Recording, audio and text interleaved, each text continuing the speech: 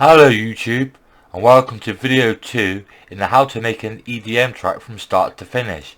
In today's video we're going to be looking at how to create an EDM drum loop out of one shots using Impulse. Okay, let's get started.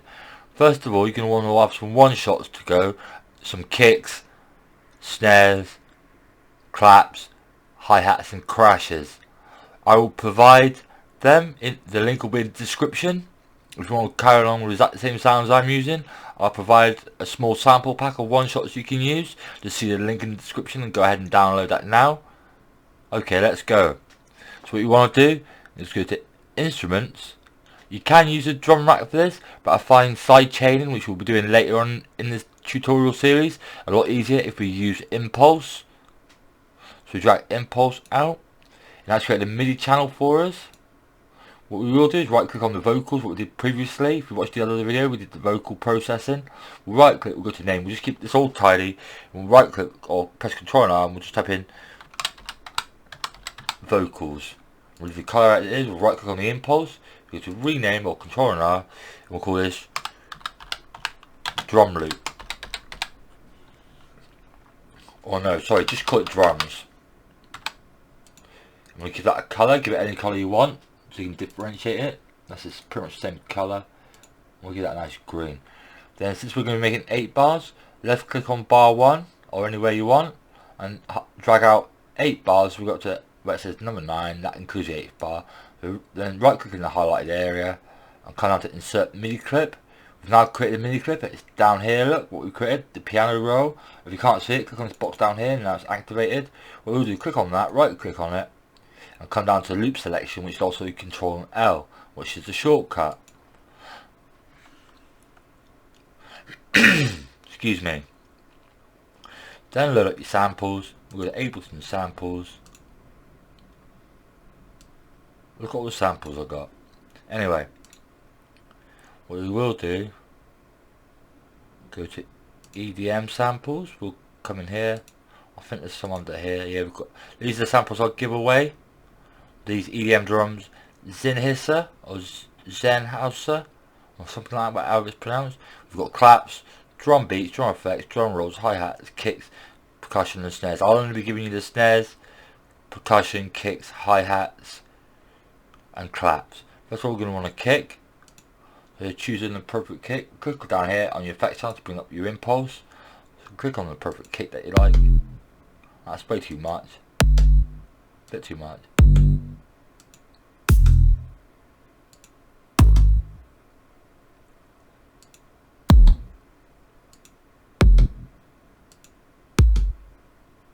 Number 8's not too bad, we'll put number 8 in there. Then again. Number 10 is better. Press click on the play to play back the sound. See if it's something you like. Then we'll choose a snare. That's not too bad, we'll just go for it for demonstration purposes. Got there. Decay, if you turn that down, it'll take some of the tail end off the snare. So if you turn that to the 500, it should make a less pronounced sound now.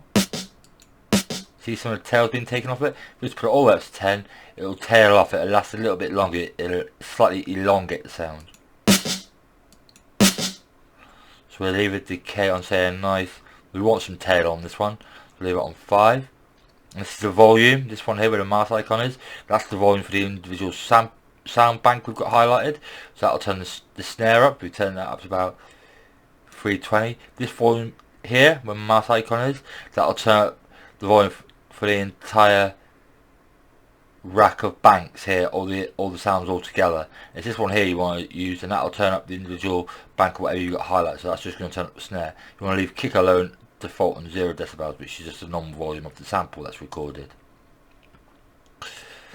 Excuse me. Then we'll have a hi-hat. We'll choose a hi-hat next.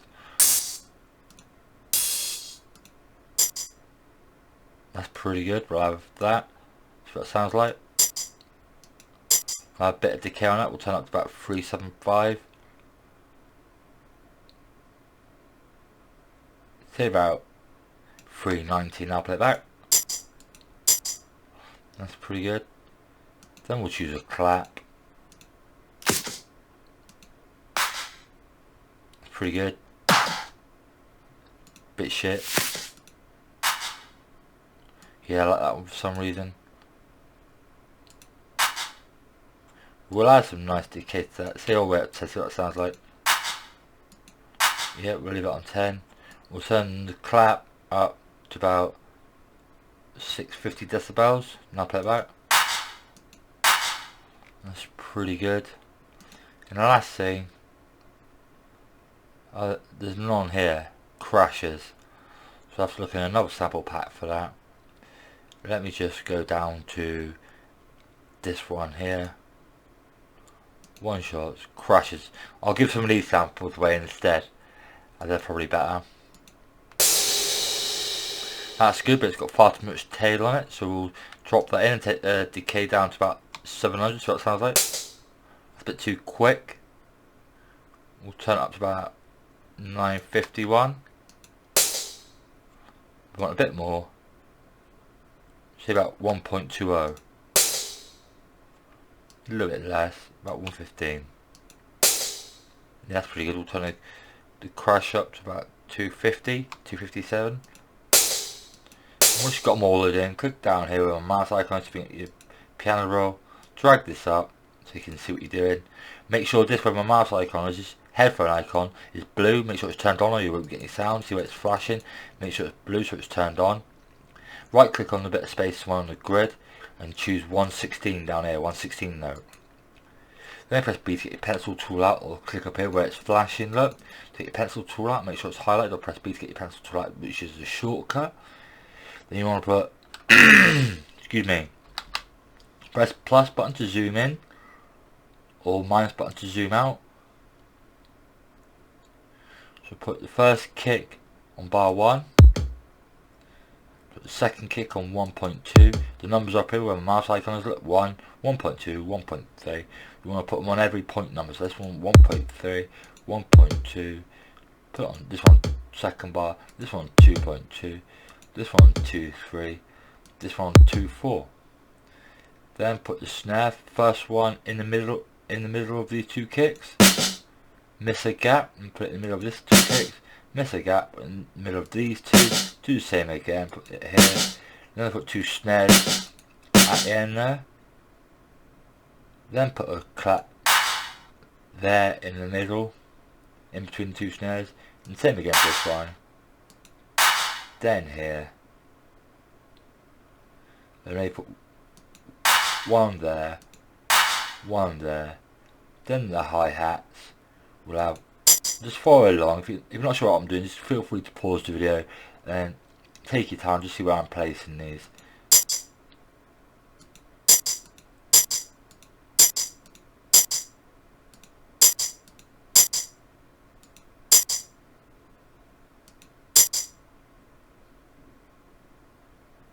Then when you've got the snares, claps and hi-hats down and kicks, you want to right click and go to half bar, put your crashes in, put one there,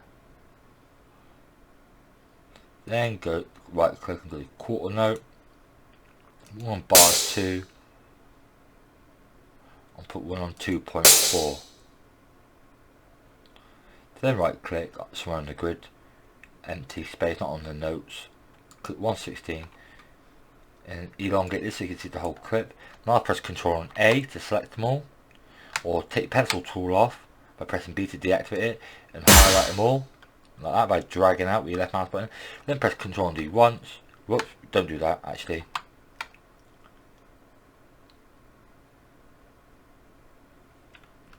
Just hold down Ctrl so you copy it, drag across. Is that same position, drag it up to bar 3, let go of the mouse button first so you can move it rather than copying it. Then keep hold down Control, drag it out again, and again. That'll be a bit repetitive like that. You want to make a slight change on bar 3, 5, 7 and at the end of bar 8 to keep it on the 4x4 signature, sorry, the 4x4 bar signature. That's how they do it, so you can either change a hi-hat, a snare, a kick, whatever, but make sure there's a slight difference on 3, 5, 7 at the end of 8. So it's 2, 2, 2 and 2. So first of all, we'll leave the first 3 alone, because that will just be our first change. That'll be fine. Then for number 5, we'll add a snare there and get rid of this hi-hat.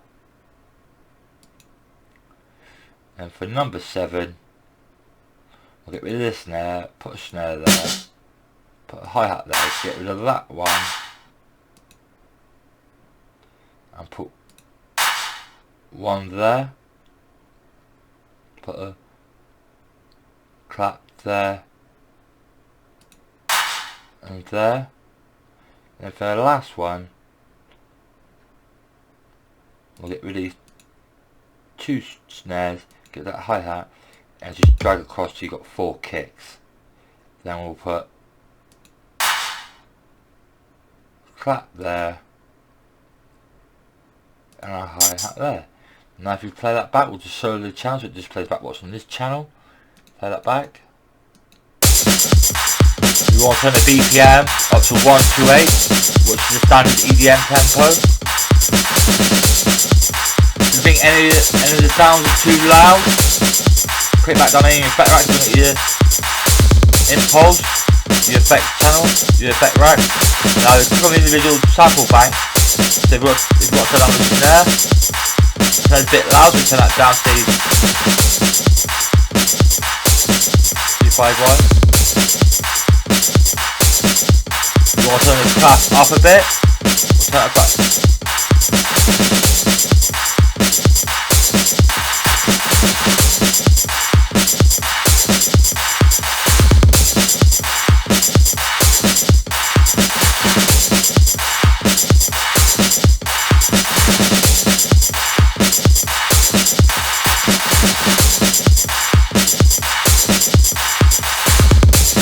Turn the clap up to 15.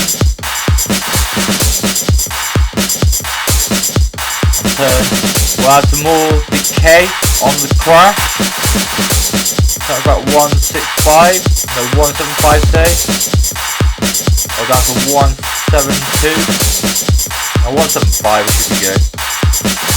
Turn the volume up to about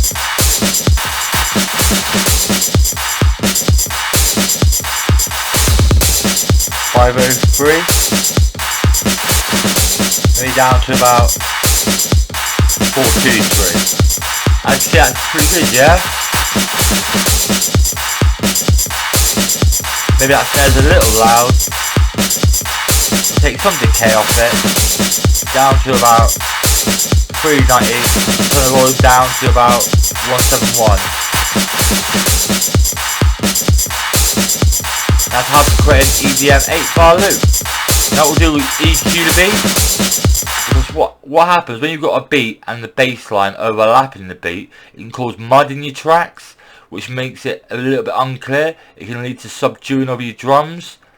Because kicks usually operate anywhere from 40 Hz to 80 Hz, and bass anywhere from say 40 Hz to 125 Hz. There's obviously some sort of overlap there, so they conflict. So what you're going to want to do is pinpoint your drums to a certain frequency, and then when you come to create your sub bass and your bass, you pinpoint them to a certain frequency, so they're not on the same frequency, so there's no overlap, so there's no mud in your track, so it's not unclear and it doesn't lead to the drums being subdued when you overlap it with sub bass.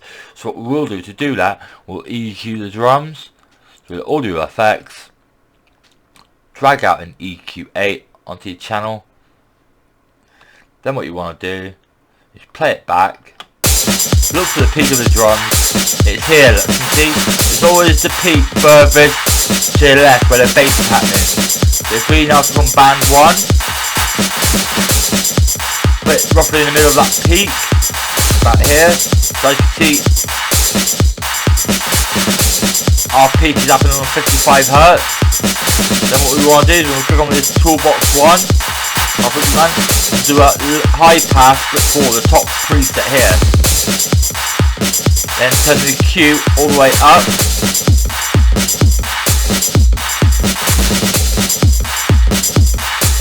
Actually, no, what we want to do, turn it back down to 75.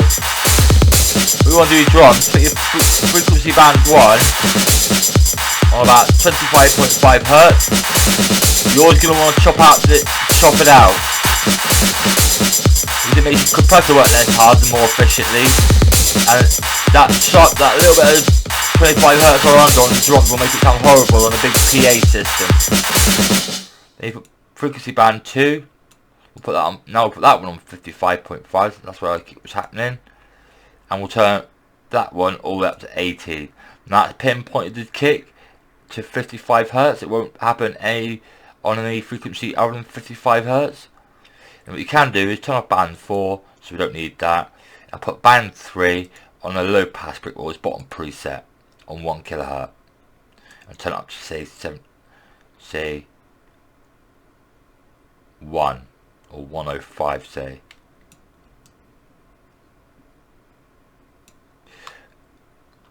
And turn the scale up to 105, and turn down the gain to about minus 0.30. You won't hear much difference, but that has been pinpointed.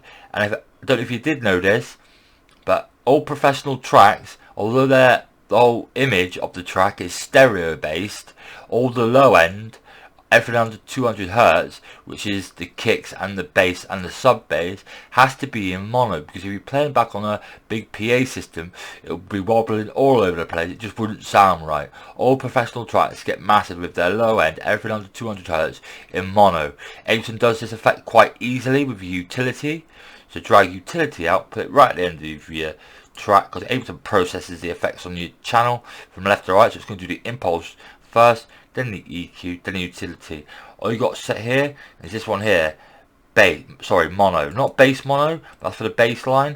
Just click on mono, and then everything else is exactly the way it is. Or if you want a bit of increase in volume, if you don't want to use this channel decibel increaser here, you can choose the gain there. If you want more volume, or turn it down there.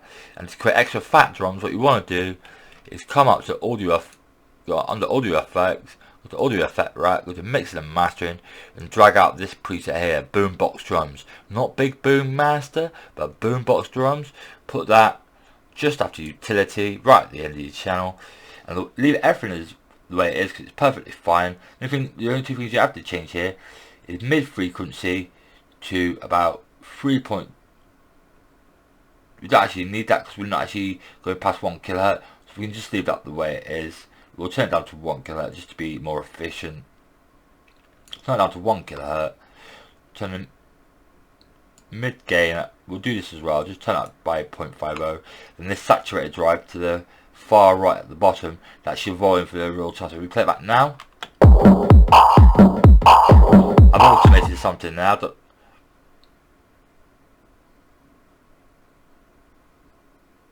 I think maybe it's because I've let's try putting I think the EQ might have to be on 12 kHz, or maybe we'll try 18 kHz. Should sound fine now. Sorry about the mistake. Yeah, but EQ on 18. Can't get it with 17. It's too sharp on your hi hats and that. Try to turn it down so it gets less sharp. You don't want to go below 12 really. That's still far too sharp. Sounds a bit unclear like that. We've got ours on about 15 kHz. As you can see, that's now punchy. We'll press that one, we'll press Control and A to highlight them all. Then right click, go on group. Now what you can do is we'll turn off the EQ, the utility and the boombox drums. We'll play it back. That's before. This is after all the effects.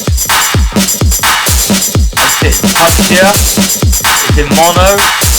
It's been properly EQ'd to be pinpointed to a certain frequency. So when we create the sub bass later on and the other bass lines, there will be no overlap, causing muddling our tracks. It'll be extra pristine and clear and precise, ready for mastering, which is also covered in this playlist. That's it for this video, YouTube. If you've enjoyed it all, please give the video a thumbs up. If you haven't subscribed to the channel, please do so. Feel free to comment. I'll get back to any queries that I feel need answering. If you're struggling and you need a bit of clarification. Until next time, YouTube, Take care of yourself. This is Music Tech Point, signing out.